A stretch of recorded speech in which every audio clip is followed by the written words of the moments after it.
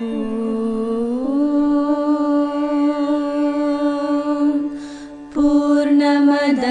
पूर्णमिदं पूर्णात् पूर्णमुदच्यते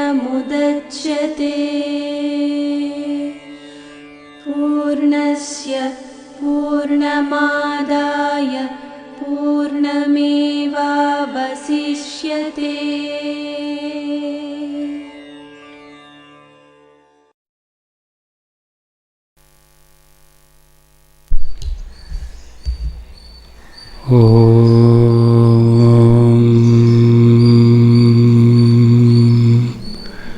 व्यासाय विष्णुरूपाय व्यासरूपाय विष्णवे नमो वै ब्रह्मनिधये वासिष्ठाय नमो नमः। नमो नमः नमो नमः।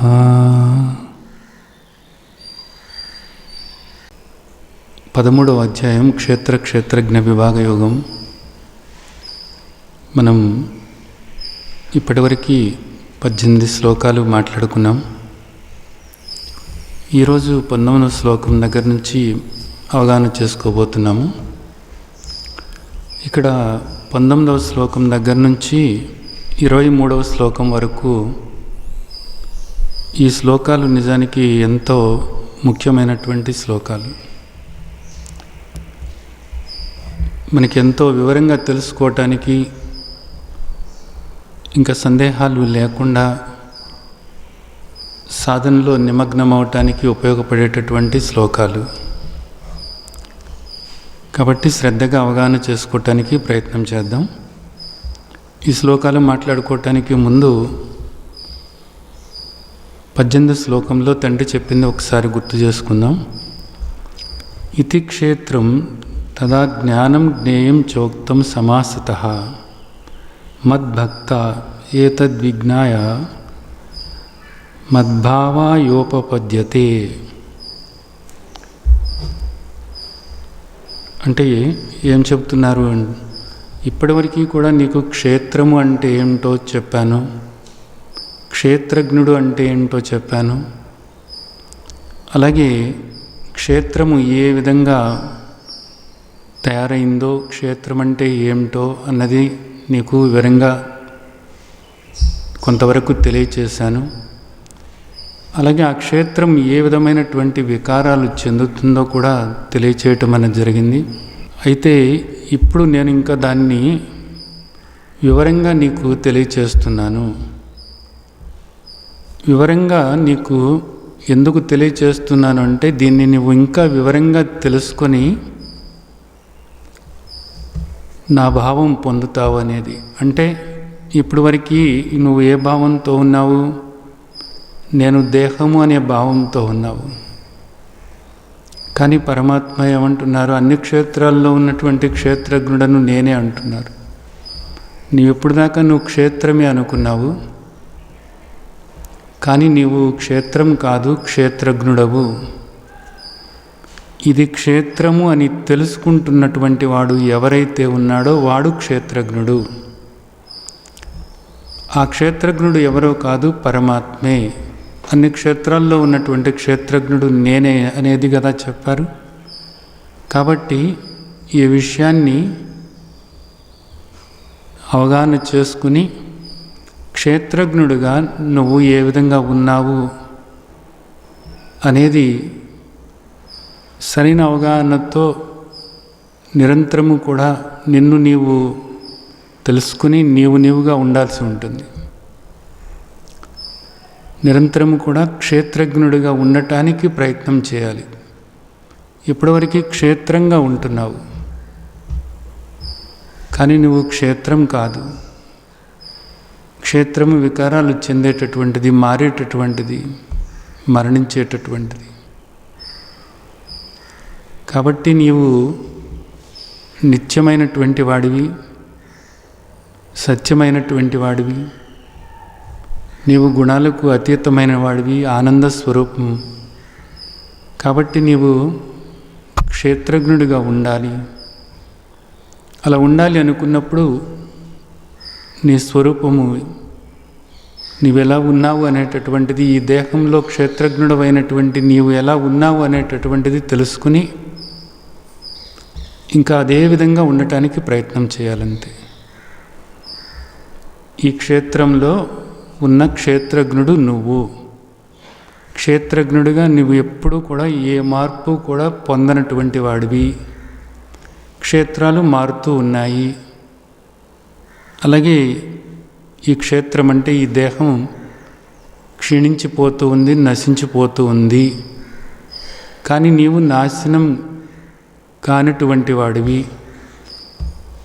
నాశనం కానటువంటి, జనన మరణాలకు అతీతమైనటువంటి, నిత్య సర్వగత స్థాణు అచల సనాతన అవ్యక్త అచింత్య అవికార ఆత్మస్వరూపానివి నీవు.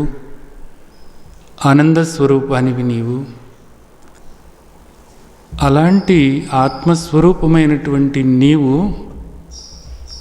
ఏ విధంగా ఉన్నావో దేహంలో తెలుసుకుని, ఏ విధంగా ఉన్నావో, నీ ఉనికి ఏ విధంగా ఉందో తెలుసుకుని ఇంకా నీవు అలా ఉండాలి.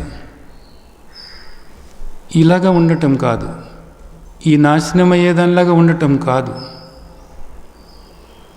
ఈ మారేదానిలాగా ఉండటం కాదు, మరణించేదానిలాగా ఉండటం కాదు, ఈ గుణాలతో కూడినటువంటి ఈ దేహంలాగా ఉండటం కాదు.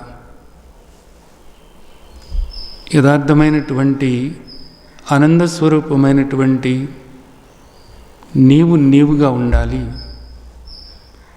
ఇది గట్టిగా లోపల ఒక నిర్ణయం గట్టిగా తీసుకోండి. నన్ను నేను తెలుసుకొని నేనుగా ఉండాలి. ఇక ఇప్పుడు వరకు కూడా ఈ దేహమే అనుకుంటూ, ఈ దేహానికి నిజానికి ఎన్నో చేసుకుంటూ వచ్చాం. కానీ యథార్థమైనటువంటి నన్ను నేను తెలుసుకోవాలి. తెలుసుకోవటం కాదు, అలా ఉండాలి అంతే. కేవలము తెలుసుకోవటం కాదు, ఉండాలి. నేనుగా ఉండాలి. నా స్థాయికి తగ్గట్లుగా ఈ దేహం ప్రవర్తించేలాగా చూసుకోవాలి. ఇది గట్టిగా లోపల స్థిరపరచుకోండి. ఇప్పుడు మనం 19వ శ్లోకం నుంచి అవగాహన చేసుకోవటానికి ప్రయత్నం చేద్దాం.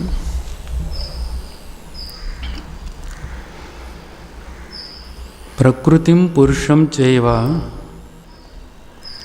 విద్యనాది ఉభావసి వికారాంచ గుణాంచైవ విద్ధి ప్రకృతి సంభవాన్. ప్రకృతి పురుషుడు అంటే ఇప్పుడు వరకు మనకి చెప్పిన దాన్నే ఇంకొక రకంగా, ఇంకొక కోణంలో మనకి వివరంగా చెప్తున్నారన్నమాట. ఇప్పటి వరకు కూడా ఈ 18 శ్లోకాల్లోనూ కూడా మనకి క్లుప్తంగా, సంక్షిప్తంగా చెప్పారు. ఇప్పుడు ఇంకా వివరంగా చెప్తున్నారు.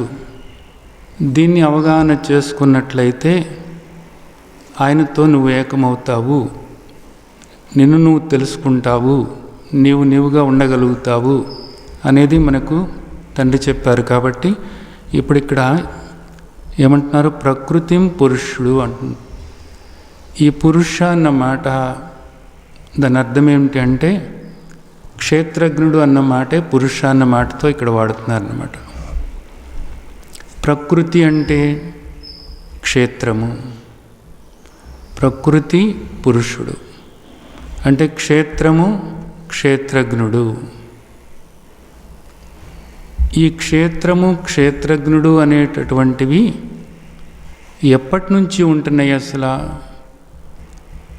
పురుష అన్నప్పుడు క్షేత్రజ్ఞుడు, క్షేత్రజ్ఞుడు అన్నప్పుడు ఆత్మ, పరమాత్మ ఏదైనా కానీ. ఆత్మ శాశ్వతం కదా.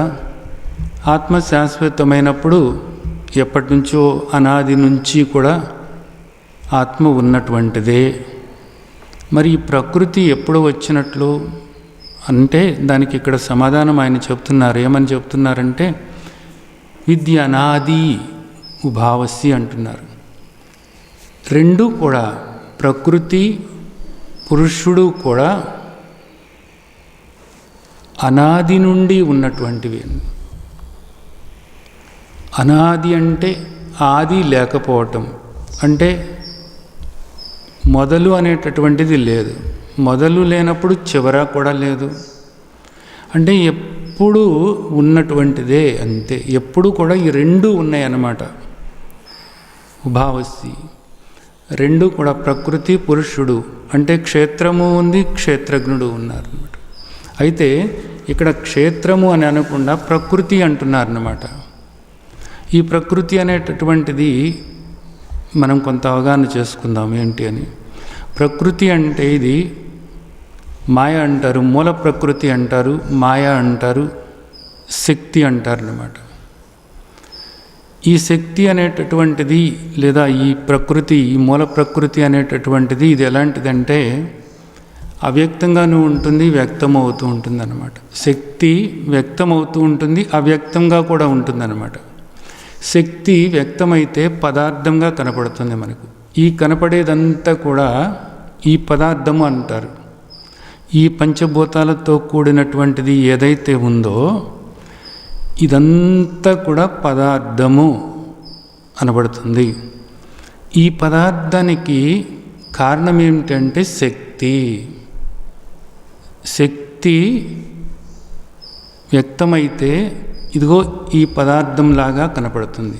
పదార్థము అన్నప్పుడు ఈ దేహము, ఇక్కడ మనస్సు, అలాగే ఈ ప్రపంచం అంతా కూడా ఇదంతా కూడా ఏమిటి పదార్థము అనబడుతుంది. దీనికి కారణం ఏమిటి అంటే ప్రకృతి. అదే మాయాశక్తి అని మనకు శాస్త్రాలు చెప్తున్నాయి. మాయాశక్తి అన్న, అవ్యక్తము అన్న, మూల ప్రకృతి అన్న, పరమాత్మ యొక్క శక్తి అన్న ఇదంతా కూడా ఒక్కటే. ఆ శక్తి వ్యక్తమైతే ఇదిగో పదార్థంలాగా కనపడుతుంది. ఈ పదార్థం అంతా కూడా ఒకనాటికి అవ్యక్తంగా మారుతుంది. అదంతా మళ్ళా పరమాత్మలోనే శక్తిగా బీజ రూపంలో అవ్యక్తంగా ఉంటుంది. ఇది మనం అర్థం చేసుకోవాల్సినటువంటి విషయం. అంటే ఎప్పుడూ కూడా ఉన్నటువంటిదే. ఇప్పుడు మనకి సృష్టి అంటున్నాం, ఇదంతా కూడా సృష్టి అని అంటున్నాం కదా. సృష్టి అన్నప్పుడు భగవంతుడు ఎక్కడో ఉండి ఆయన సృష్టించాడు అనేటటువంటిది మనం అనుకుంటూ ఉంటాం. కానీ ఇక్కడ మనకి ఏమర్థమవుతుందంటే సృష్టికి కారణం ఏమిటి అంటే ఈ రెండు కూడా అన్నమాట. ఏ రెండు? ప్రకృతి పురుషుడు కూడా. అంటే పరమాత్మ, పరమాత్మ యొక్క శక్తి. పరమాత్మ యొక్క శక్తి ఈ రెండు కూడా ఈ సృష్టికి కారణం అనేది మనం అర్థం చేసుకోవాలన్నమాట. అంటే ఇక్కడ పరమాత్మ అన్నప్పుడు మళ్ళీ ఒక రూపంతో కాదు మనం ఆలోచించాల్సినటువంటిది. పరమాత్మ అన్నప్పుడు నిరాకారము. పరమాత్మ ఇక్కడ పురుషుడు అంటే నిరాకారము. అలాగే ఇక్కడ ప్రకృతి, ఇక్కడ మనకి కనపడుతున్నది, ఈ కనపడేదంతా కూడా ఏంటి ఆకారంతో ఉందన్నమాట. ఈ రెండిటికి కూడా భేదాలు ఉన్నాయి. ఏం భేదాలు ఉన్నాయి అంటే పురుషుడేమో నిరాకారము, అంటే పరమాత్మ నిరాకారము. ఇక్కడ కనపడేటటువంటిది ఇదంతా కూడా ఏమిటి సాకారం అన్నమాట. అలాగే పరమాత్మ ఏ వికారాలు కూడా చెందనటువంటి వాడు, నిర్వికారము. కానీ ఇక్కడ ఈ కనపడేదంతా కూడా ఆయన యొక్క ప్రకృతి. దీన్నే అష్ట ప్రకృతి అని మనకు తండ్రి కిందటి అధ్యాయాల్లో మనకు చెప్పారు.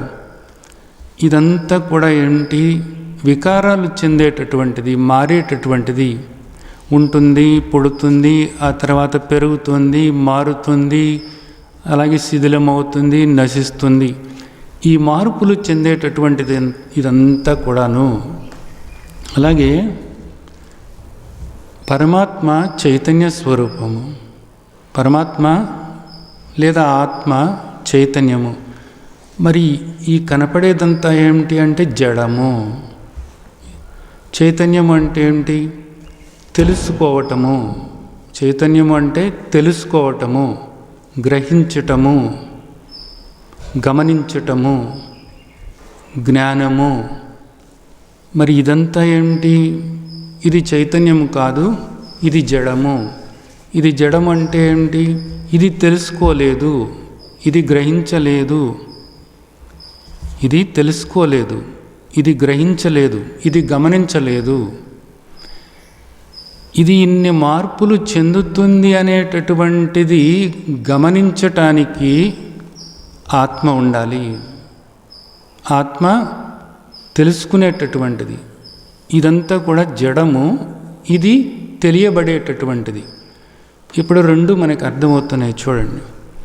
ఇదంతా కూడా ఈ గోచరమయ్యేటటువంటిది అంతా కూడా, అంతా అంటే ఏదేది? ఈ దేహము, అలాగే మనస్సు, ఈ కనపడేటటువంటిదంతా కూడా, ఈ ప్రపంచమంతా కూడా ఇది వ్యక్తమయ్యేటటువంటిది, గోచరమయ్యేటటువంటిది. ఇదంతా కూడా దృశ్యము. ఇది ఈ దృశ్యంలో కలిగేటటువంటి మార్పులు ఏవైతే ఉన్నాయో ఆ మార్పులన్నిటినీ కూడా తెలుసుకునేటటువంటిది చైతన్యము. ఆ చైతన్యమే క్షేత్రజ్ఞుడు, ఆ చైతన్యమే ఆత్మ, ఆ చైతన్యమే పరమాత్మ. ఆ చైతన్యము నిరాకారము. నిరాకారం కాబట్టి ఆ చైతన్యము సర్వవ్యాపకమై ఉంది, సర్వవ్యాపకమై ఉంది. ఇదంతా కూడా తెలుసుకోవాలి. ఆ చైతన్యము శక్తివంతుడు అనుకున్నట్లయితే ఇదంతా కూడా ఆయన యొక్క శక్తి.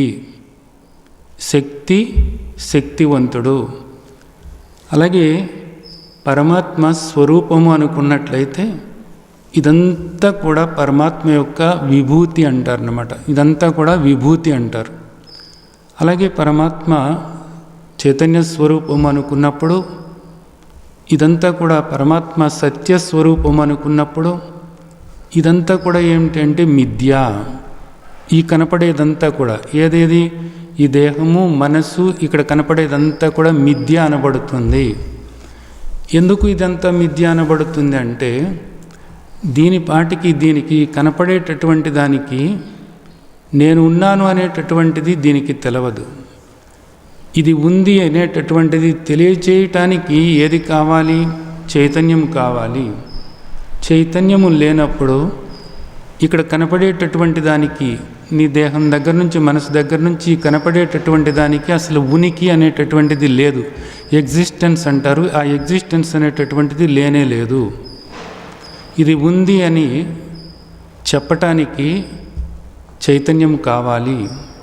అదే జ్ఞానం అనబడుతుంది, అదే చైతన్యం అనబడుతుంది. కాబట్టి ఇదంతా కూడా జడమైనటువంటిది అనేది మనం అర్థం చేసుకోవాలన్నమాట. ఇదంతా కూడా మారేటటువంటిది. అలాగే ఇదంతా కూడా గుణాలతో కూడి ఉన్నది. సత్వ, రజో, తమో గుణాలతో కూడినటువంటిది ఈ ప్రకృతి అంతా కూడా. ఈ అపర ప్రకృతి, ఈ అష్ట ప్రకృతి, ఈ కనపడేటటువంటిది అంతా కూడా గుణాలతో కూడినటువంటిది. ఇది మారుతూ మారుతూ మారుతూ ఉంటుంది. కానీ పరమాత్మ లేదా ఆత్మ లేదా క్షేత్రజ్ఞుడు మారేవాడు కాదు. ఏ గుణాలు కూడా లేనటువంటి వాడు, గుణాతీతుడు. ఈ భేదాలు మీరు అర్థం చేసుకోండి. ఇక్కడ ఇన్ని తేడాలు ఉన్నాయన్నమాట. కానీ రెండూ కూడా అనాది, రెండూ కూడా అనాది. అలాగే ఈ సృష్టికి అంతటికీ కారణం రెండూ కూడాను. ఇది కూడా అర్థం చేసుకోండి. ఇన్ని తేడాలు ఉన్నాయి. అలాగే ఈ రెండూ కూడా, ఈ రెండిటి విషయంలోనూ తేడా లేకపోవటం ఎక్కడ అంటే రెండూ కూడా అనాదే. అలాగే రెండూ కూడా సృష్టికి కారణమే అన్నదాన్ని అర్థం చేసుకోండి. అంటే ఇక్కడ ఏమిటి? ఇక్కడ మనం చూస్తున్నది అంతా కూడా దీన్ని ఎలా అర్థం చేసుకోవాలంటే క్షేత్రము, క్షేత్రజ్ఞుడు రెండూ కూడా కలిసిపోయి ఉన్నాయి అన్నమాట. ఇక్కడ ప్రతిదీ కూడాను క్షేత్రము అంతటా కూడా క్షేత్రజ్ఞుడు వ్యాపించి ఉన్నాడు. మత్త పరతరం నాణ్యత్ కించిదస్తి ధనంజయ మై సర్వమిదం ప్రోతం సూత్రే మణిగణ ఇవా. క్షేత్రము అంటే ఈ దేహము, మనసు, ఇక్కడ కనిపించే ప్రపంచము అంతా కూడా లోపల బయట స్వరూపత అంతా కూడా ఆత్మ లేదా పరమాత్మ వ్యాపించి ఉన్నారు అనేటటువంటిది మనకు శ్రీమద్ భగవద్గీతలో అంతకుముందే చెప్పారు. ఈ విషయం కూడా ఈ సందర్భంలో మనం మళ్ళీ గుర్తు చేసుకోవాల్సినటువంటి అవసరం ఉందన్నమాట. సరే, తర్వాత ఇక్కడ ఏం చెప్తున్నారు అంటే, ప్రకృతిం పురుషం చైవ విద్యనాది ఉభావసి. ఈ రెండు కూడా అనాది.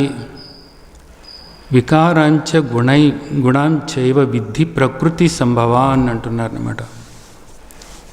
ఈ కనపడేటటువంటిది అంతా కూడా వికారాలు చెందేటటువంటిది, మారేటటువంటిది. ఇదంతా కూడా సత్వ రజ తమో గుణాలతో కూడినటువంటిది. ఇదంతా కూడా త్రిగుణాలతో కూడినటువంటిది.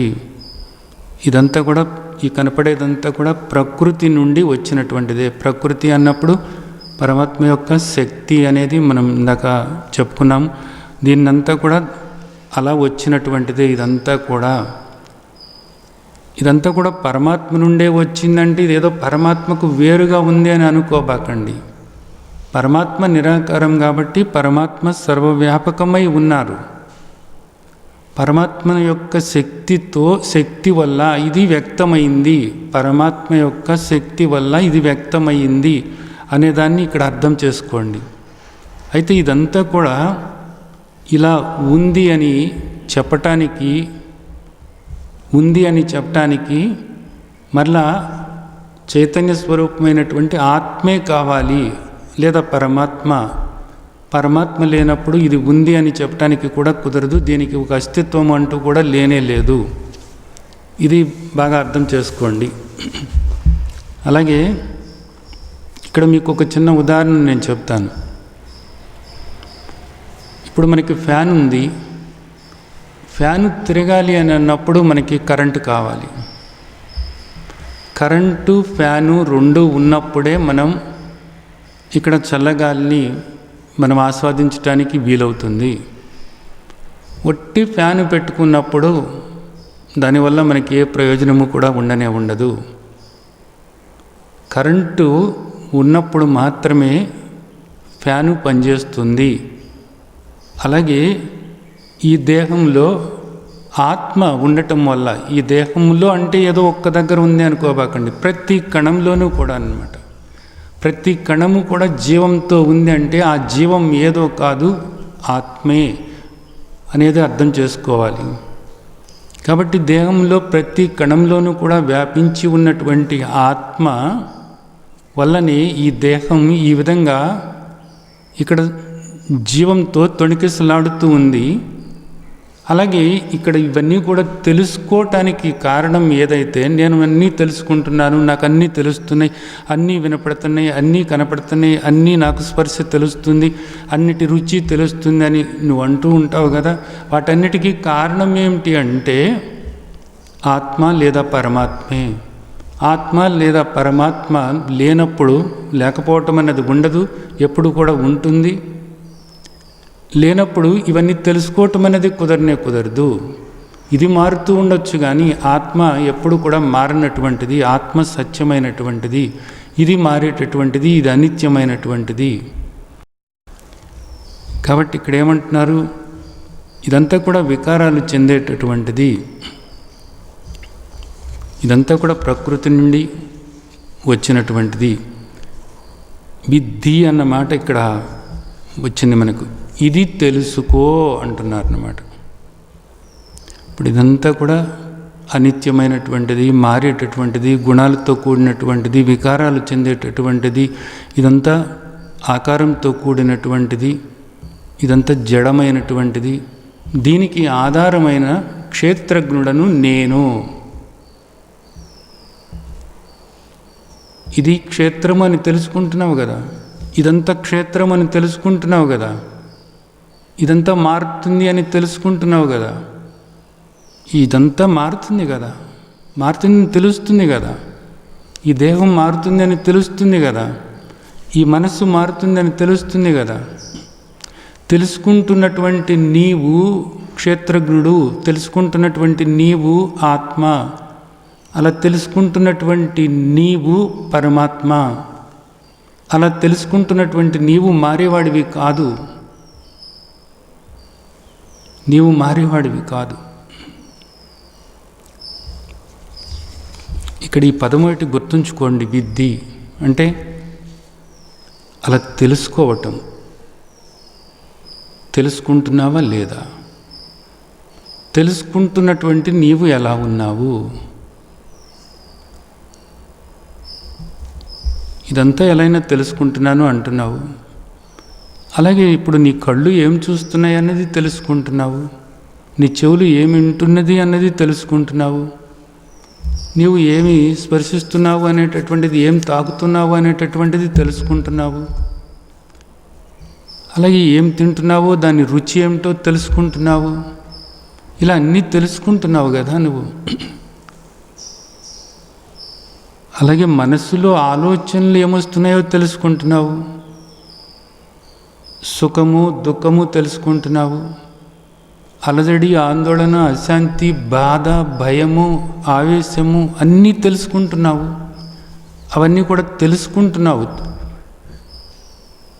తెలుసుకునేటటువంటి నీవు తెలుసుకోబడేదానికి వేరుగా ఉన్నావు అన్నదాన్ని గట్టిగా అర్థం చేసుకో. ఇది అనుభవం కదా. ఈ అనుభవాన్ని గట్టిగా లోపల స్థిరపరుచుకొని అది సాధనలోకి తీసుకువెళ్ళాలి. నీ చేత గమనించబడేది, నీ చేత తెలుసుకోబడేది, నీవు చూసేటటువంటిది, గమనించేటటువంటిది, తెలుసుకునేటటువంటిది, ఇది నీకు వేరు. ఇక్కడ నువ్వు ఏమేమి చూస్తున్నావో ఆలోచించు, ఏమేమి గమనిస్తున్నావో ఆలోచించు. గమనించేటటువంటి నీవు ద్రష్టవు. గమనించబడేటటువంటిది ప్రతిదీ కూడా దృశ్యము. గమనించబడేటటువంటిది ప్రతిదీ కూడా దృశ్యము. రెండే ఉన్నాయి అంతే, ద్రష్ట దృశ్యము.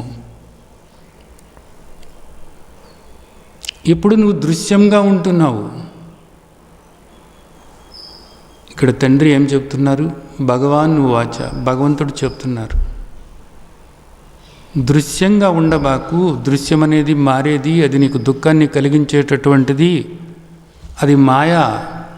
ఆ మాయలో నుంచి నువ్వు బయట రావాలి అనుకున్నప్పుడు, గుణాలతో కూడినటువంటి ఆ మాయ నుండి నువ్వు బయటకు రావాలనుకున్నప్పుడు గుణాతీతమైనటువంటి ఆత్మను పట్టుకో, పరమాత్మను పట్టుకో, నన్ను పట్టుకో అంటున్నారు. ఆ నన్ను అన్నది నీవే, నిన్నే నువ్వు పట్టుకోవాలి. నిన్ను నువ్వు, యథార్థమైనటువంటి నిన్ను నీవు, గుణాలకు అతీతంగా ఉన్నటువంటి నిన్ను, మారినటువంటి నిన్ను నువ్వు పట్టుకోవాలి. ఇది ఇక్కడ మనం అర్థం చేసుకోవాల్సినటువంటి విషయం ఇది. తర్వాత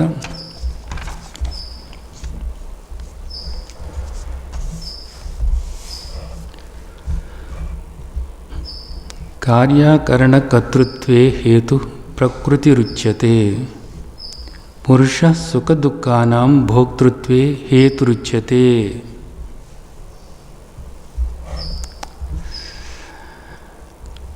మళ్ళా అదే చెప్తున్నారు.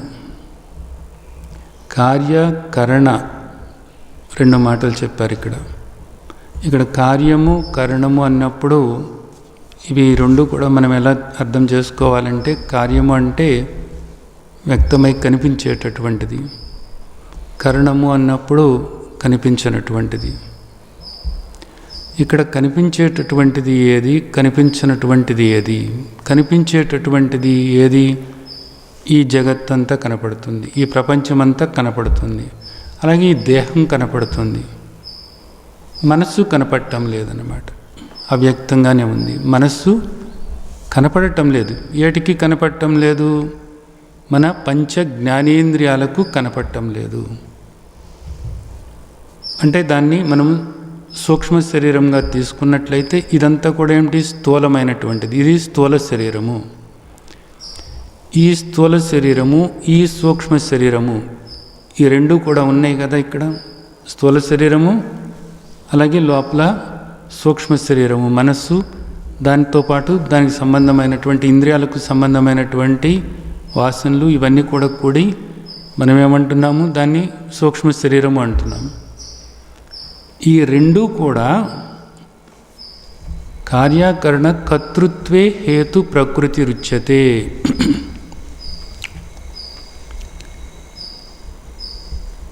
ఇప్పుడు వీటికి కారణం ఏమిటి?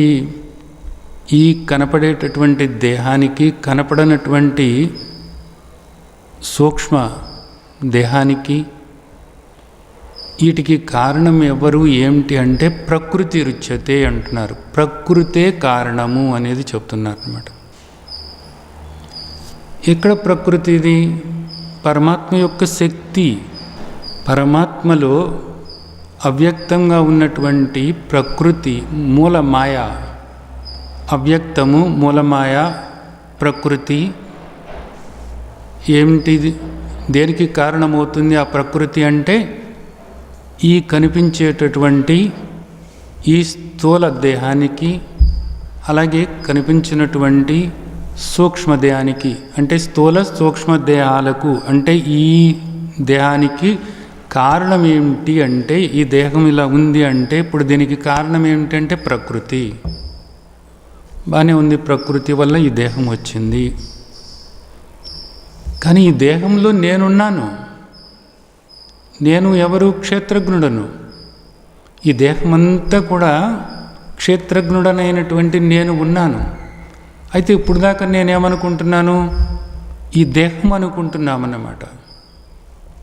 ఈ స్థూల దేహము, సూక్ష్మదేహం అంటే ఈ రెండు కలిపి నేను నేను నేను అనుకుంటున్నాను ఇప్పుడు వరకు కూడా. కానీ ఇప్పుడు తండ్రి ఏం చెప్పారు? ఇది నీ చేత గమనించబడేది, ఇది నువ్వు కాదు, గమనించే నీవు ఆత్మస్వరూపం అనేది చెప్పారు కదా. ఇప్పుడు దీనికి ఏమిటి కారణము అంటే ప్రకృతి కారణము. సరే, బాగానే ఉంది. ప్రకృతి కారణమయ్యింది దీనికోసం. ఇప్పుడు ఈ దేహము మనస్సు కలిసి ఏం చేస్తుంది? ఇక్కడ కర్మలు చేస్తున్నాయి, అంతే కదా. ఈ దేహము మనస్సు కలిసి కర్మలు చేస్తున్నాయి.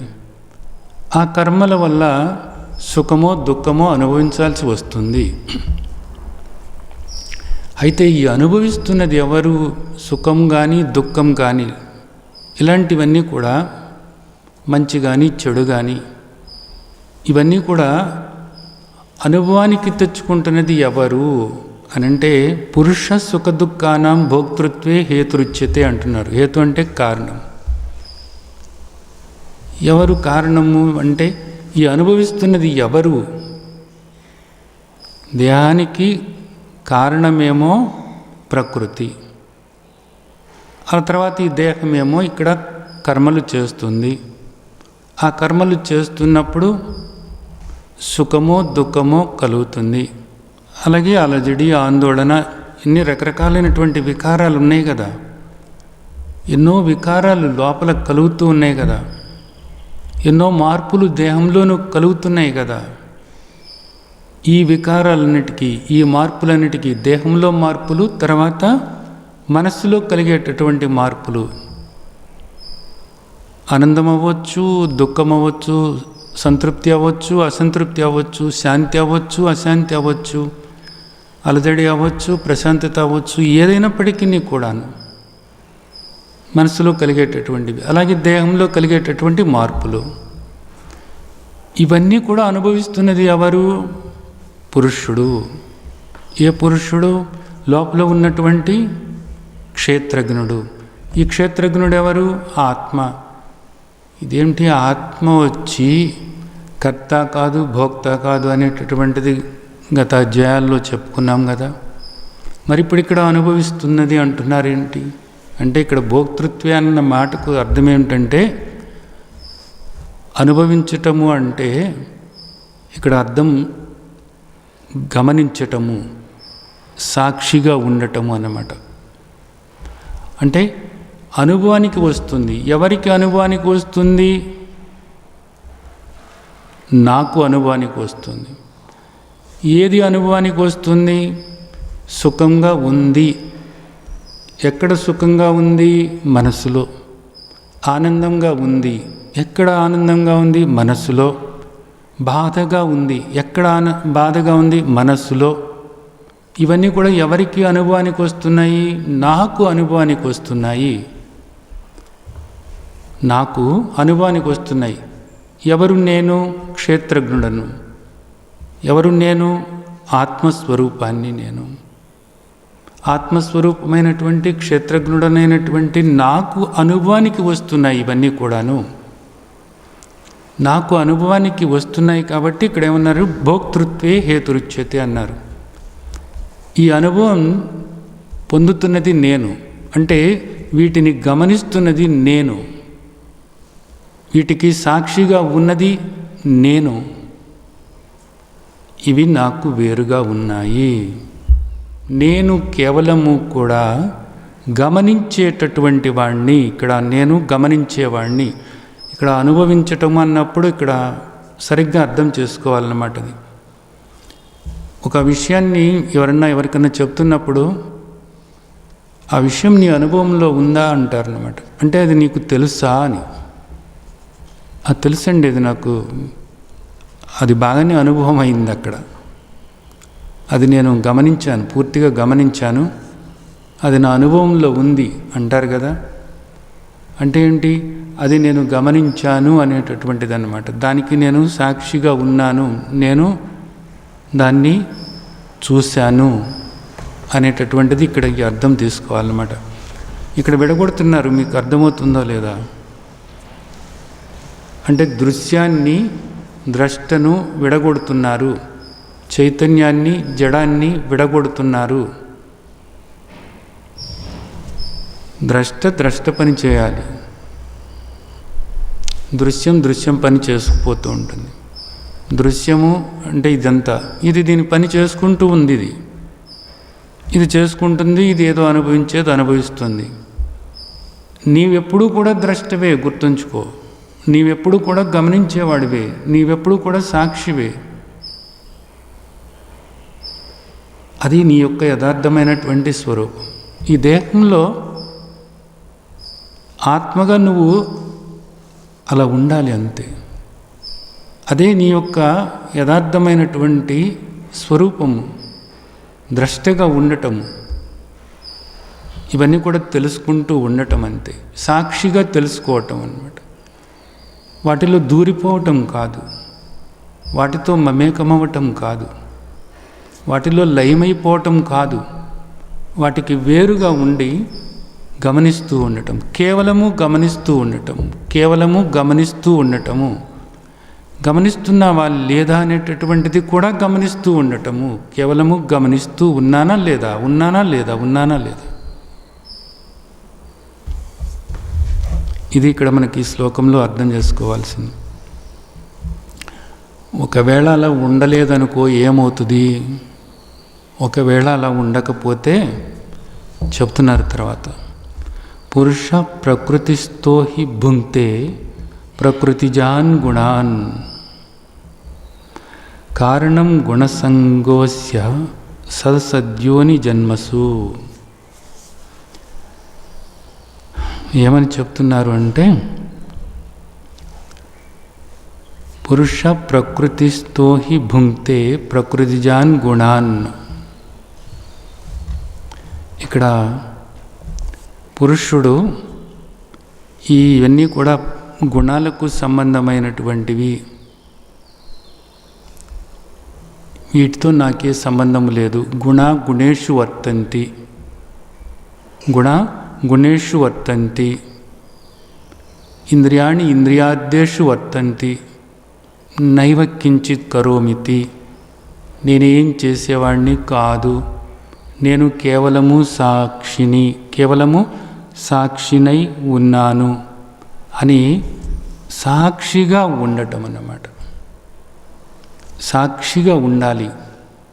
మళ్ళీ ఈ శ్లోకంలో కూడా అదే చెప్తున్నారు మనకి. ఇక్కడ భుంక్తే అన్నారంటే అది నీకు అనుభవం అవుతుంది. అయితే అనుభవం అవుతున్నప్పుడు అది అలా ఉంది ఇలా ఉంది అనేవాడివి కాదు నువ్వు. అలా ఉంది ఇలా ఉంది అనేది ఎవరు? మనస్సు. ఇది ఇలా ఉంది అని నిశ్చయించేది ఎవరు? బుద్ధి. నువ్వు మనస్సు కాదు, బుద్ధి కాదు. నువ్వు వాటిని గమనించేటటువంటి కేవలము గమనికవై ఉన్నావు. వాటిని గమనించేటటువంటి కేవలము గమనికవై ఉన్నావు. పురుష ప్రకృతిస్థో హి భుంక్తే ప్రకృతిజాన్ గుణాన్. ఈ ప్రకృతి నుంచి ఏర్పడినటువంటి ఈ గుణాలు ఏవైతే ఉన్నాయో, వీటిలో ఈ మార్పులు ఏవైతే ఉన్నాయో, ఈ వికారాలు ఏవైతే ఉన్నాయో గమనిస్తున్నటువంటి నేను పురుషుడనై ఉన్నాను, నేను సాక్షినై ఉన్నాను. సాక్షి పురుషుడు అనబడుతున్నాడు. సరే, బాగానే ఉంది. అలా కాకుండా ఈ గుణాలతో నువ్వు సంగమం చెందినట్లయితే, ఈ గుణాలతో తాదాత్మ్యం చెందినట్లయితే, ఏ గుణాలతో? సత్వ రజ తమో గుణాలతో. వీటితో నువ్వు సంగమం చెందినట్లయితే, తాదాత్మ్యం చెందినట్లయితే, అంటే ఏం లేదు, ఈ దేహం నేనే అనుకుంటూ ఉంటే, ఈ మనసు నేనే అనుకుంటూ ఉంటే, ఈ మనసు దేహము కలిసినటువంటి ఈ దేహాన్ని నేను నేను నేను అనుకుంటూ దీంతో నువ్వు కలిసిపోతే, అంటే నువ్వు ద్రష్టగా ఉండకుండా ఉంటే నువ్వు కలిసిపోయినట్లే. ద్రష్టగా నువ్వు ఉండకపోతే, సాక్షిగా నువ్వు ఉండకపోతే, గమనించేవాడిగా నువ్వు ఉండకపోతే దీంతో నువ్వు కలిసిపోయినట్లే. కలిసిపోతే ఏమవుతుందట? సదసద్యోని జన్మసు అంటున్నారు అన్నమాట. అంటే ఏమవుతుందట? ఈ గుణాలతో కూడినటువంటి ఈ దేహంతో నువ్వు సాంగత్యం చెందినట్లయితే, దీంతో మమేకం చెందినట్లయితే నీకు ఉత్తమ అధమ జన్మలు వస్తాయి అనేది చెప్తున్నారు అన్నమాట. ఉత్తమ జన్మలు లేకపోతే అధమ జన్మలు రావచ్చు అన్నమాట. ఇక్కడ గుణాలు అన్నారు కదా, గుణాలు అనుకున్నప్పుడు ఇక్కడ ఏమర్థం చేసుకోవాలంటే, సత్వగుణంతో ఈ దేహం ప్రవర్తిస్తూ ఉన్నట్లయితే, సాత్విక గుణాలు ఉన్నాయనుకోండి, సాత్విక గుణాలతో ఈ దేహం ప్రవర్తిస్తూ ఉంటే, సాత్విక ఆలోచనలు ఈ మనసు చేస్తూ ఉంటే, అలాంటి దేహంతో, సాత్విక ఆలోచనలతో, సాత్విక కర్మలతో ఉండేటటువంటి దేహంతో క్షేత్రజ్ఞుడనైనటువంటి నేను, ద్రష్టనైనటువంటి నేను మమేకం చెందినట్లయితే, తాదాత్మ్యం చెందినట్లయితే, అప్పుడు మళ్ళీ నాకు జన్మ వస్తుంది. ఎలాంటి జన్మ వస్తుంది అంటే దివ్యమైనటువంటి జన్మలు వస్తాయి అనేది చెప్తున్నారు. జన్మలు వస్తాయి, మళ్ళా దివ్యమైనటువంటి జన్మలు వస్తాయి అనేది చెప్తున్నారు. అదే రజోగుణం. రజోగుణము అంటే ఏంటి? స్వార్థంతో కూడినటువంటి, నాకు కావాలి అనేటటువంటి దాంతో, రజస్సుతో అహంకారం, బలం, దర్పం, వీటితో కూడినటువంటి ఆ భావాలు ఆ మనస్సులో ఉన్నప్పుడు, అదే విధమైనటువంటి కర్మలు చేస్తూ ఉన్నప్పుడు ఏమవుతుంది అంటే దుఃఖపడేటటువంటి జన్మలు వస్తాయి అనేటటువంటిది చెప్తున్నారు. మనుష్య జన్మలు అన్నమాట. మామూలు మనుష్య జన్మలు రావచ్చు అనేది చెప్తారు. అలాగే తమో గుణంతో ప్రవర్తిస్తున్నప్పుడు అన్నమాట, నాకు కావాలి, అయితే నేను పొందాలి అనుకున్నప్పుడు ఇతరులని కష్టపెట్టైనా సరే, ఇతరులని నాశనం చేసైనా సరే, ఇతరులని చంపేసైనా సరే నేను పొందాలి అనేటటువంటి ఆ నీచమైనటువంటి బుద్ధి ఏదైతే ఉందో అది తమోగుణము అనబడుతుంది. ఆ తమోగుణంతో కూడినటువంటి ఆలోచనలు, అలాంటి పనులు, ఇతరులను బాధపెట్టి, ఇతరులను హింసకు గురి చేసి అశాంతి పాలు చేసేటటువంటి ఆ ఆలోచనలు, ఆ చేతలు, అలాంటి దేహంతో ద్రష్టనైనటువంటి క్షేత్రజ్ఞుడనైనటువంటి నేను మమేకం చెందినట్లయితే, తాదాత్మ్యం చెందినట్లయితే నీచ జన్మలు వస్తాయి, పశుపక్షాది కీటకాది జన్మలు వస్తాయి అనేది చెప్తున్నారు. ఎంతో దుర్భరమైనటువంటి దుఃఖాన్ని అనుభవించడానికి అవకాశం ఏర్పరచుకుంటున్నావు ఇక్కడ. అలాంటి జన్మలు నీకు వస్తాయి అనేది మనం ఇక్కడ అర్థం చేసుకోవాల్సినటువంటి విషయం. కాబట్టి గుర్తుంచుకో, మమేకం అవ్వకుండా ఉండటానికి ప్రయత్నం చేయి. దేంతో మమేకం? దేహంతో. మనసు, ఈ దేహము వీటితో మమేకమవ్వకుండా ప్రతిసారి కూడా నిన్ను నీవు విడగొట్టుకుంటూ నేను కేవలము సాక్షినై ఉన్నాను, నేను ఆత్మస్వరూపమై ఉన్నాను, నేను ఆత్మస్వరూపమై ఉన్నాను అని ఆ విధంగా నిన్ను నువ్వు గమనించుకుంటూ, నిన్ను నువ్వు చూసుకుంటూ, నువ్వు ఉన్నావా లేదా అనేది మళ్ళీ గమనించుకుంటూ, ఉన్నానా లేదా అనేది గమనించుకుంటూ ఈ దేహం దాని పనులు అది చేసుకుంటుంది. అది ఏది పొందాలో అది పొందుతుంది. అవేవి నాకు సంబంధం లేదు. నేను కేవలము సాక్షినై ఉన్నాను, నేను కేవలము సాక్షి చైతన్య స్వరూపమై ఉన్నాను, నేను కేవలము ద్రష్టనై ఉన్నాను అనేది గట్టిగా ఏర్పరచుకోవాలి, సాధనలాగా చేసుకోవాలన్నమాట. తర్వాత శ్లోకంలో తండ్రి ఏం చెప్తున్నారు? ఉపద్రష్ట అనుమంతా చ భర్త భోక్త మహేశ్వరః పరమాత్మేతి చాప్యుక్తో దేహేస్మిన్ పురుష పరా. ఇప్పుడు దాకా కూడా పరమాత్మ నాకు వేరుగా ఉన్నారు, ఎక్కడో ఉన్నారు అనేది అనుకుంటున్నావు. పరమాత్మ ఎక్కడో లేరు. పరమాత్మ ఈ దేహంలోనే ఆత్మగా ఉన్నారు. ఆయన చెప్పారు, 10వ అధ్యాయంలోనే చెప్పారు, అహమాత్మ గుడాకేశ సర్వభూతాశే స్థిత అనేది చెప్పారు. విన్నావు, వినిపించుకోవటం లేదు. మళ్ళీ ఎక్కడో ఉన్నాడని ఇట్లా చూస్తున్నావు. ఎందుకు చూస్తున్నావు? నువ్వు ఈ దేహమే అనుకుంటున్నావు కాబట్టి చూస్తున్నావు. పరమాత్మ నాకు వేరుగా ఉన్నాడు అనేటటువంటి ఆలోచన నువ్వు ఎందుకు చేస్తున్నావు? ఎందుకు అదే ఆలోచనతో ఉంటున్నావు? ఎందుకు ఆలోచన వదలలేకపోతున్నావు అంటే నువ్వు ఈ దేహం అనే భావన వదలలేకపోతున్నావు. నువ్వు ఈ దేహం అనేటటువంటి ఆ భావన వదలనప్పుడు నువ్వు ఈ దేహమే అనుకున్నప్పుడు ఈ దేహం అల్పమైనటువంటిది, అశాశ్వతమైనటువంటిది, ఇది ఇక్కడ దుఃఖాలు అనుభవించేటటువంటిది. కాబట్టి ఈ దుఃఖాల నుంచి నిన్ను బయట వేయటానికి ఒక పరమాత్మ కావాలి. ఇది అల్పమైనది కాబట్టి, ఇది అశాశ్వతమైనది కాబట్టి, ఎప్పుడు ఇది పుట్టుకుమంటదో తెలియదు కాబట్టి తండ్రి అనుగ్రహం అనేది ఒకటి కావాలి. ఆయన ఎక్కడో ఉన్నాడు అంటే నీకు అది సంతోషం. అలాగే పరమాత్మ నీకు వేరుగా ఉన్నాడు అనేటటువంటి దాన్ని అలాగే కాపాడుకుంటూ ఉంటావు అన్నమాట. ఆ తండ్రి ఏం చెప్తున్నారు? నేను ఆత్మగా ఉన్నాను, ఈ దేహం అసలు నువ్వు కాదు, ఈ దేహంలో నేను ఆత్మగా ఉన్నాను. అహమాత్మ గుడాకేశ సర్వభూతాశే స్థిత అనేది తండ్రి చెప్తున్నారు. క్షేత్రంలో ఉన్న క్షేత్రజ్ఞుడు నేనే అని చెప్తున్నారు. ఆ తెలుసుకుంటున్న వాడిని నేనే అని చెప్తున్నారు. మనకి ఉపనిషత్ మహర్షులందరూ కూడా ఏం చెప్తున్నారు? తత్వమసి తత్వమసి తత్వమసి. ఆయనే నువ్వు, ఆయనే నువ్వు, ఆయనే నువ్వు, ఆయనే నువ్వు అని చెప్తున్నారు. నీకు ఆయనకు తేడా లేదు అనేది చెప్తున్నారు. కానీ ఈ మాట వింటే భయం వేస్తుంది. పరమాత్మ నేను ఎలా అవుతానని. దేహంగా నీ భావన పోనప్పుడు నువ్వు ఎప్పుడు కూడా ఆ మాట అనుకోలేవు.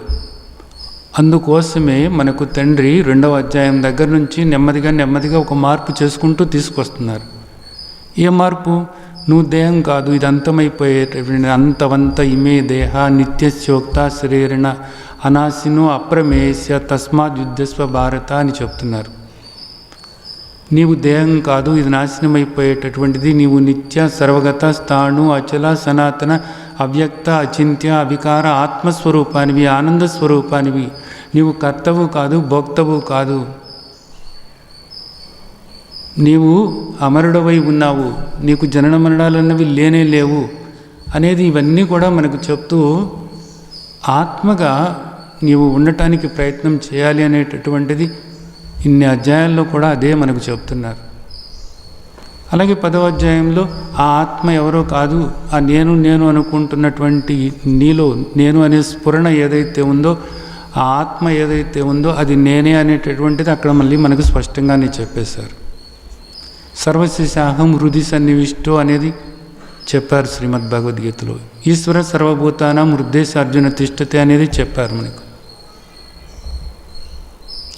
ఇవన్నీ కూడా పదే పదే ఆలోచించుకుంటూ ఈ దేహం నేను కాదు, ఈ మలమూత్రాలతో కూడినటువంటి ఈ సెప్టిక్ ట్యాంక్ లాంటి ఈ దేహం నేను కాదు అని గట్టిగా నువ్వు స్థిరపరచుకుని ఆత్మస్వరూపమైనటువంటి నిన్ను నిరంతరం కూడా స్మరించుకుంటూ ఉంటే కానీ ఈ విధంగా అనుకోవటం కుదరదు. ఏ విధంగా పరమాత్మేతి చాప్యుక్తో దేహేస్మిన్ పురుష పరా, ఇక్కడ అలా చెప్తున్నారు. అది చూడండి, దేహే అస్మిన్, ఈ దేహంలో ఉన్నటువంటి పురుషుడు అంటే ఎవరు? ఈ పురుషుడు ఈ దేహంలో ఉన్న ఆత్మ, ఈ దేహంలో ఉన్న క్షేత్రజ్ఞుడు, ఈ దేహంలో ఉన్న గమనించేవాడు, ఈ దేహంలో ఉన్న ద్రష్ట. ద్రష్ట ఏంటట? పురుష పరా. పర అంటే ఇక్కడ ఏంటి? ఈ దేహానికి వేరు, ఈ ఇంద్రియాలకు, అలాగే ఈ ఇంద్రియ విషయాలకు, అలాగే అనుభవాలకు. ఏ అనుభవాలు? ఈ మనస్సు కొన్ని అనుభవాలు పొందుతుంది. సుఖము, దుఃఖము, లాభము, నష్టము, జయము, అపజయము. అలాగే కొన్ని వికారాలు ఉన్నాయి. ఈ వికారాలు పొందేటటువంటి, ఈ మార్పులు పొందేటటువంటి ఈ మనసుకు, ఈ దేహానికి వేరుగా ఉన్నటువంటి పురుషుడు ఎక్కడ ఉన్నాడు? ఈ పురుషుడు దేహే, ఈ దేహంలో, దేహే అస్మిన్, ఈ దేహంలోనే ఉన్నటువంటి పురుషుడు ఎవరని చెప్పబడుతున్నాడు? ఎవరైనా పరమాత్మే. ఈ దేహంలో ఉండి వీటన్నిటికీ కూడా ద్రష్టగా ఉండి ఈ మార్పులన్నిటినీ కూడా గమనిస్తూ వీటికి పూర్తిగా వేరుగా ఉండి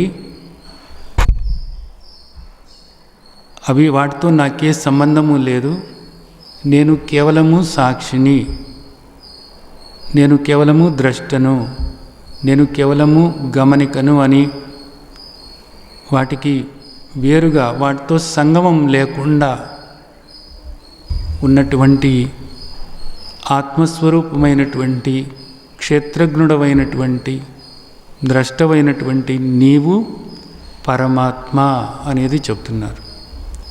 ఇక్కడ ఏం చేస్తున్నట్లు? పరమాత్మ లోపల ఉండి, లేదా ఆత్మ, లేదా నేను లోపల యథార్థమైన నేను ఏం చేస్తున్నట్లు? ఇదిగో ఇక్కడ చెప్తున్నారు, ఉపద్రష్ట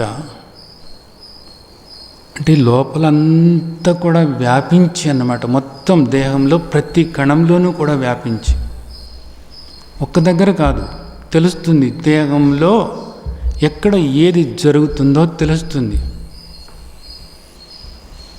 ఎక్కడో చిన్నగా తిమిరెక్కితే తెలుస్తుంది. ఎవరికి తెలుస్తుంది? నాకు తెలుస్తుంది. మనసు బాధపడుతుంటే నాకు తెలుస్తుంది, సంతోషపడుతుంటే తెలుస్తుంది. ఈ దేహాన్ని ఒక పరుపు మీద కూర్చోబెడితే సుఖంగా ఉంది, మెత్తగా ఉంది. ఆ మెత్తదనం అన్నది తెలుస్తుంది. ఎవరికి తెలుస్తుంది? నాకు తెలుస్తుంది. నాకు తెలుస్తుంది. వీటన్నిటికీ కూడా నేను ద్రష్టనై ఉన్నాను. ఒక పాయసం తింటున్నప్పుడు రుచిగా ఉంది, తెలుస్తుంది. ఎవరికి తెలుస్తుంది? నాకు తెలుస్తుంది. ద్రష్టనైనటువంటి నాకు తెలుస్తుంది. కానీ మనసుకు తెలుస్తుంది, మనసు విశ్లేషణ చేస్తుంది. నేను విశ్లేషణ చేసేవాడిని కాదు, మనసు విశ్లేషణ చేయటం అన్నదాన్ని నేను గమనించేవాడిని. తేడా అర్థం చేసుకోండి. మనస్సు విశ్లేషణ చేస్తుంది, బాగుంది, బాగాలేదు, బాగుంది, బాగాలేదు, రుచిగా ఉంది, ఇంకా కొంచెం బెల్లం ఎక్కువైతే బాగుంది. నేను గమనించేవాడిని అంతే, కేవలము సాక్షిని అంతే. ఉపద్రష్ట. తర్వాత అనుమంతాచ. అనుమంత అన్నప్పుడు ఇక్కడ ఏంటంటే అర్థం, ఓ ఫ్యాను తిరగాలి అనుకున్నప్పుడు దానిపాటికి అది తిరగలేదు. అది ఆ విద్యుత్ శక్తిని తీసుకోవాలి. ఆ కరెంటు తీసుకున్నప్పుడు అప్పుడు ఫ్యాను తిరగగలుగుతుంది. అలాగే ఇక్కడ ఈ జడము, ఇదంతా దేహమంతా కూడా జడము, ఈ మనసు జడము. ఈ జడమైనటువంటిది ఏది తెలుసుకోలేదు, దాని పాటికి అది ఏది తెలుసుకోలేదు. ఇప్పుడు చూడండి మీరు, నా కళ్ళు అవి తెలుసుకున్నాయి, నా మనస్సు ఇది తెలుసుకుంది, నా చెవులు ఇదిగో ఇది తెలుసుకుంది, ఈ శబ్దం తెలుసుకుంది, ఈ కళ్ళతో ఇది తెలుసుకున్నాను, ముక్కుతో ఇది తెలుసుకున్నాను, ఈ వాసన తెలుసుకున్నాను, అలాగే నాలుకతో ఈ రుచి తెలుసుకున్నాను, చర్మంతో ఈ స్పర్శ తెలిసింది, మెత్తగాను గట్టిగాను ఉందని తెలిసింది. ఇవన్నీ కూడా పంచ జ్ఞానేంద్రియాలకు సంబంధమైనటువంటి విషయాలు ఏవైతే ఉన్నాయో ఈ విషయాలన్నీ కూడా నేను తెలుసుకున్నాను అని అంటున్నావు. అలాగే మనసుతో కొన్ని నేను ఊహించి తెలుసుకున్నాను అంటున్నారు. కానీ ఈ తెలుసుకోవటం అనేటటువంటిది వీటికి ఆ శక్తి లేదు. ఏ శక్తి లేదు? తెలుసుకునే శక్తి లేదు. మరి ఇక్కడ తెలుసుకుంటున్నాం కదా, తెలుసుకోవటం అనేటటువంటిది వీటి వల్ల అయ్యే పని కాదు. మరి ఏటి వల్ల అవుతుంది, దేనివల్ల అవుతుంది? ఆత్మస్వరూపమైనటువంటి నేను ఉండటం వల్లనే ఇవి తెలుసుకోగలుగుతున్నాయి. తెలుసుకునేటటువంటి శక్తివంతుడనైనటువంటి నేను ఉండటం వల్లనే వీటన్నిటికీ కూడా తెలుసుకునేటటువంటి శక్తి వచ్చింది. ఫ్యాను తిరగలేదు, దాని పాటికి అది తిరగలేదు. ఎందుకు తిరుగుతుంది? దానికి ఆ శక్తి ఇస్తున్నది ఏది? కరెంట్ ఇస్తుంది. కరెంటు వల్ల తిరిగేటటువంటి శక్తి దానికి వచ్చింది. అది తిరిగే వస్తువే, తిరుగుతాయి. ఆ 3 రెక్కలో 4 రెక్కలో అలా తిరుగుతుంది. దానికి తగ్గ ఏర్పాట్లు చేసే ఉంది. అలాగే ఇక్కడ ఈ ఇంద్రియాలు, ఈ పంచ జ్ఞానేంద్రియాలకి ఆ తెలుసుకునేటటువంటి శక్తి ఉండేలాగా తెలుసుకునే విధంగానే తయారు చేయబడ్డాయి ఇవన్నీ కూడాను. అదంతా కూడా నా శక్తే కదా. అయితే నేను ఉండటం వల్ల, ఈ దేహంలో నేను ఉండటం వల్ల, చైతన్య స్వరూపమైనటువంటి తెలుసుకునేటటువంటి నేను ఉండటం వల్లనే ఇవన్నీ కూడా తెలుసుకోగలుగుతున్నాయి. తెలుసుకునేటటువంటి నేను లేనప్పుడు ఇది జడమే. ఆ తెలుసుకునేటటువంటి ఆ శక్తిని మనస్సు పొందింది, మనసు నుంచి ఇంద్రియాలు పొందినాయి. కాబట్టి ఇంద్రియాలు, మనసు అన్నీ కూడా తెలుసుకుంటున్నాయి. ఈ దేహం ఇవన్నీ తెలుసుకోవటానికి కారణం ఎవరు? నేను. వీటన్నిటికీ అలా తెలుసుకునేటటువంటి శక్తిని అనుగ్రహించినది ఎవరు? ఆత్మస్వరూపమైనటువంటి నేను. దీన్ని ఏమంటారు? హనుమంత అంటారు అన్నమాట. వాటికి ఆ శక్తిని ప్రసాదించింది ఆత్మస్వరూపమైనటువంటి నేనే. అవన్నీ తెలుసుకుంటున్నాయి, తర్వాత మనసుకు చేరవేస్తున్నాయి. మనసు ఏమో ఏదో ఆలోచిస్తుంది. కాసేపు సుఖం అంటది, దుఃఖం అంటది, మంచి అంటది, చెడు అంటది, ధర్మం అంటది, అధర్మం అంటది. అవన్నీ కూడా నేను కేవలము గమనించేవాడిని. తర్వాత భర్త, భోక్త, మహేశ్వర అంటే భర్త అంటే ఏమిటి? భరించేటటువంటి వాడు. ఇవన్నీ కూడా ఎవరిలో జరుగుతున్నాయి? వీటన్నిటికీ కూడా కారణం ఎవరు? నేనే అయి ఉన్నానన్నమాట. వీటన్నిటికీ కూడా కారణం ఎవరు అంటే నేనే. ఇక్కడ ఒక కళ ఉదాహరణ తీసుకోండి. కళ వచ్చింది. కళ వచ్చినప్పుడు కళలో ఎన్నో కనపడుతూ ఉంటాయి. రకరకాలైనటువంటి పర్వతాలు, నదులు, అలాగే పెద్ద జంతువులు, చిన్న జంతువులు, మనుషులు రకరకాలుగా కనపడుతూ ఉంటాయి. ఆ కళ అలా ఉండటానికి కారణం ఎవరు? నీవే. అలాగే ఇక్కడ ఈ దేహం ఇలా ఉంది అంటే దీనికి ఆధారం ఎవరు? నిజానికి చైతన్య స్వరూపమైనటువంటి నేనే. ఇదంతా ఎలా వచ్చింది అసలు? నా మాయాశక్తి వల్లనే కదా, నా శక్తి వల్లే కదా, నా ప్రకృతే కదా. ఇదంతా నా ప్రకృతే వ్యక్తమై ఇలా కనపడుతుంది. ఎక్కడ కనపడుతుంది? ఎవరిలో కనపడుతుంది? నాలోనే కనపడుతుంది. నేనే సర్వవ్యాపకమై ఉన్నాను కాబట్టి నేను దేహానికి పరిమితమై ఏమి లేను కదా. నేను అనంతంగా ఉన్నాను, సర్వవ్యాపకమై ఉన్నాను. సర్వవ్యాపకమైనటువంటి నాలోనే నా శక్తి ఇలాగ వ్యక్తమైంది అంతే. నా శక్తి ఈ విధంగా ఇక్కడ వ్యక్తమైందంతే. అలాగే భోక్త, మళ్ళీ ఇక్కడ భోక్త అన్నప్పుడు ఇవన్నీ కూడా తెలుసుకునేటటువంటిది నేనే. ఇవన్నీ కూడా అనుభవం అంటే ఇక్కడ తెలుసుకోవటమే. వీటన్నిటికీ సాక్షిగా ఉన్నటువంటిది నేనే. వీటన్నిటికీ కూడా సాక్షిగా ఉన్నటువంటి మహేశ్వరుడును నేనే పరమాత్మ అనబడుతున్నాను. పరమాత్మేతి చాప్యుక్తో దేహేస్మిన్ పురుష పరా. ఇది బాగా గుర్తుంచుకోవాల్సినటువంటి విషయం.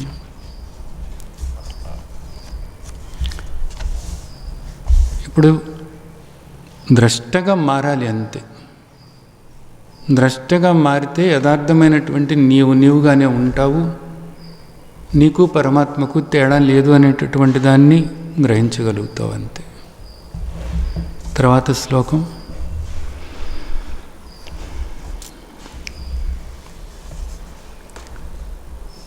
ఏవం వేత్తి పురుషం ప్రకృతిం చ గుణైస్పృహ సర్వదా వర్తమానోపి న స భూయో అభిజాయతే.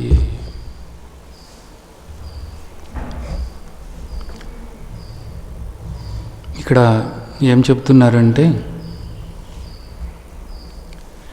ఏవం వేత్తి పురుషం ప్రకృతిం చ గుణైస్పృహ. ఏ పురుషుడైతే అంటే ఏ పురుషుడంటే ఎవరు? ఏ క్షేత్రజ్ఞుడైతే, ఏ క్షేత్రంలో ఉన్నటువంటి క్షేత్రజ్ఞుడైతే అంటే లోపల తెలుసుకునేవాడు. ఏం తెలుసుకోవాలి ఇక్కడ? వేత్తి అన్నది చెప్తున్నారన్నమాట. అంటే ఈ దేహంలో ఉన్నటువంటి క్షేత్రజ్ఞుడు ఇవన్నీ కూడా గుణాలకు సంబంధమైనటువంటిది. ఇది ఇంత ప్రకృతి గుణాలతో కూడినటువంటిది. ప్రకృతి గుణాలే ఇలాగా మారుతూ ఉన్నాయి అనేటటువంటిది ఎవరైతే తెలుసుకుంటారో సర్వదా వర్తమానోపి. వర్తమానోపి అంటే ఇక్కడేంటి? ఆయా దేహాలు ఆయా కర్మలు చేస్తూ ఉన్నప్పుడు ఎప్పుడూ కూడా సర్వదా అన్నారు ఇక్కడ. సర్వదా ఈ దేహము ఏ పనులు చేస్తున్నప్పటికీ కూడా, ఈ మనసులో ఏ ఆలోచనలు వస్తున్నప్పటికీ కూడా ఇవన్నీ కూడా ప్రకృతికి చెందినటువంటి గుణాలే. ఇదంతా కూడా గుణాలే.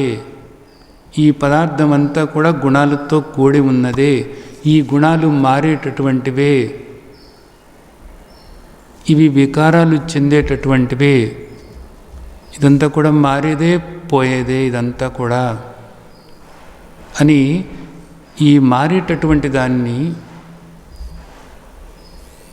ఈ పోయేటటువంటి దాన్ని, ఈ అనిత్యమైనటువంటి దాన్ని ఎవరైతే గ్రహిస్తూ ఉంటారో, ఎవరైతే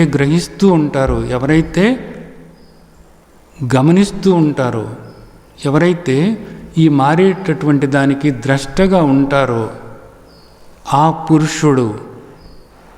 పురుషుడు మరలా జన్మ లేకుండా చేసుకోగలుగుతాడు అనేది చెప్తున్నారు. ఇంకా మరలా జన్మ లేనే లేదు.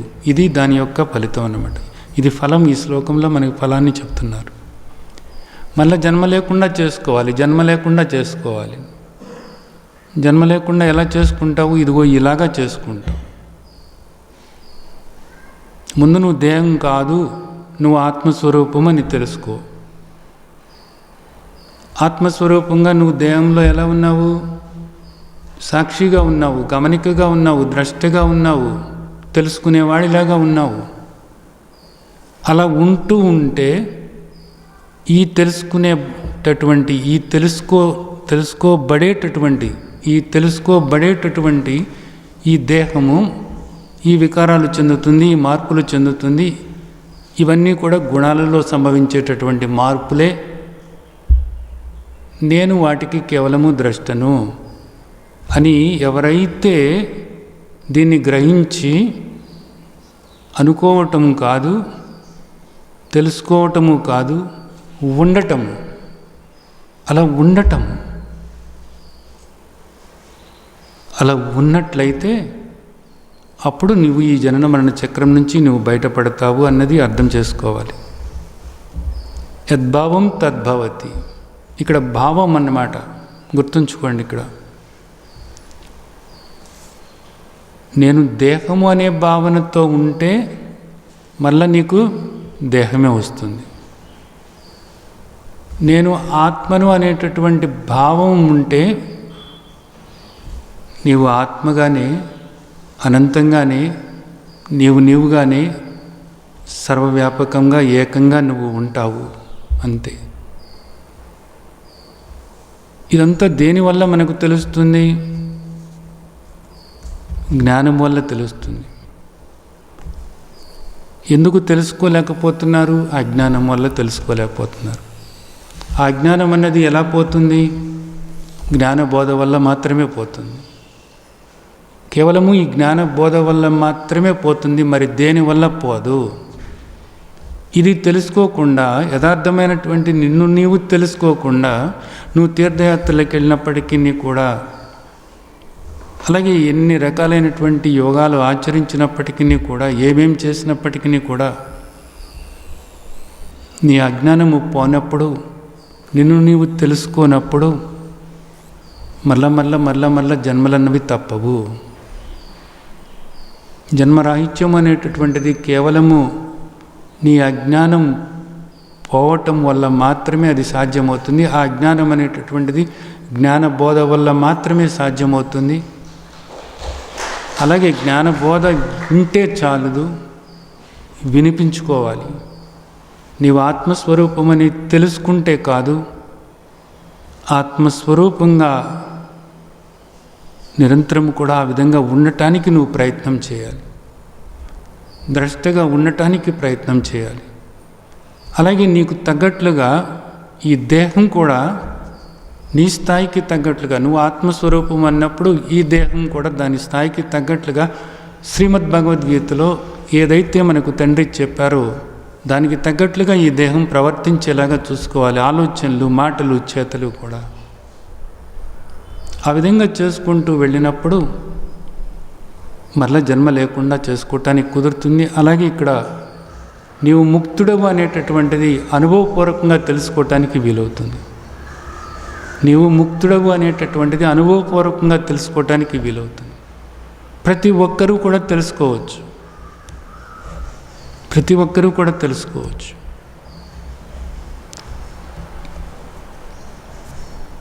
మనస్సు, దీనంతటికీ కారణం ఏంటంటే మనస్సు. మన ఏవ కారణం మనుష్యానం బంధమోక్షయో అంటారు అన్నమాట. బంధానికైనా మోక్షానికైనా కారణం ఏంటంటే మనస్సే. ఇప్పటి వరకు మనస్సులో ఈ ఆలోచన ఉంది, నేను దేహం అన్న ఆలోచన ఉంది. ఆలోచన మారాలి. నేను ఆత్మను అనేటటువంటి ఆలోచన ఏర్పరచుకోవాలి. ఆలోచన వస్తే సరిపోతుందా? కాదు. భావం అంటే దానికి తగ్గట్లుగా ఉండాలి. ఫీలింగ్ అన్నమాట. అది నువ్వు ఆత్మ అన్నప్పుడు ఆత్మగానే ఆలోచన కాదు, ఆలోచన దాటి ఆ భావాన్ని నువ్వు బలపరుచుకోవాలి. ఆ భావం బలపరుచుకున్నప్పుడు మాత్రమే నిరంతరము నువ్వు అలా ఉండగలుగుతావు. లేనప్పుడు అది ఆలోచన స్థాయిలోనే ఆగిపోతుంది. కాబట్టి యద్భావం తద్భవతి అన్నారన్నమాట.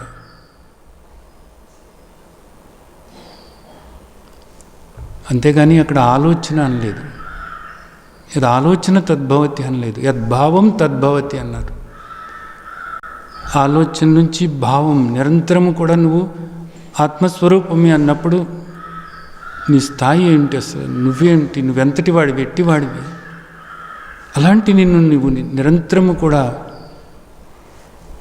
అనుభవానికి తెచ్చుకుంటూ, అలాంటి నిన్ను నీవు అనుభవానికి తెచ్చుకుంటూ, అనుభవంగా నిరంతరము కూడా అలా ఉండటానికి ప్రయత్నిస్తూ, వీటన్నిటికీ కూడా సాక్షిగా, ద్రష్టగా, గమనికగా నిరంతరము కూడా అలా ప్రయత్నం చేస్తూ ఉంటే మళ్ళా నువ్వు జన్మ అనేది నీకు రానే రాదిక. అంతే. దీన్ని అర్థం చేసుకుని నిరంతరము కూడా మీరుగా ఉండి ముక్తావస్థలో ఉన్నటువంటి మాధుర్యాన్ని ఆస్వాదిస్తూ అలా ఉండాలని ఆశీర్వదిస్తున్నాను. జై సచ్చిదానంద.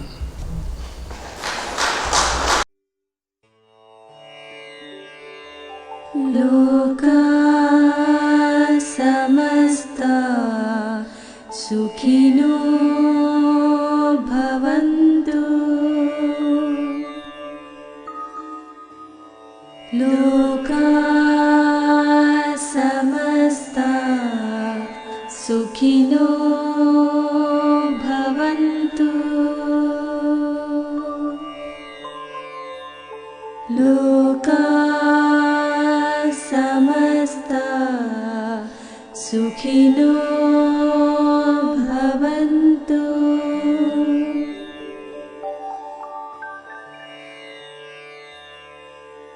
ఓం శాంతి శాంతి శాంతి.